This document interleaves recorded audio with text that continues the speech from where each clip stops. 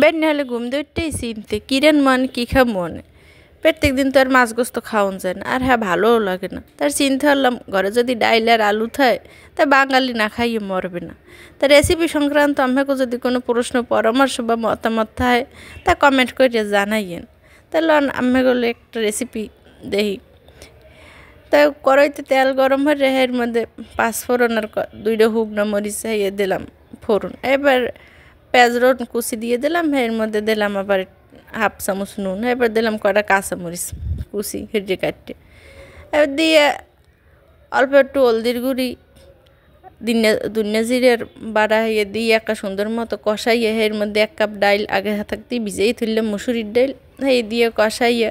এবার দুইটা মাঝারি সাইজের হওয়া এই সুন্দরের মতো কাটতে এই দিয়ে কষাই নিলাম তা কষাইতে কষাইতেই হওয়াটা প্রায় আধা হিজন হয়ে গেছে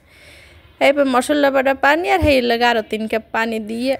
সুন্দর মতো মিলাইয়ে একালে যেন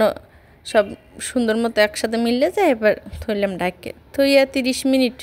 টাইম দিয়ে থইলাম 30 মিনিট পর আবার 4 মিনিট আছে দেখি তা একাল উতলই উঠছে এর লাগে আবার একটু লাড়া দিলাম আর নিচে পরে টরে যায় নিয়ে এবার লেগে পরে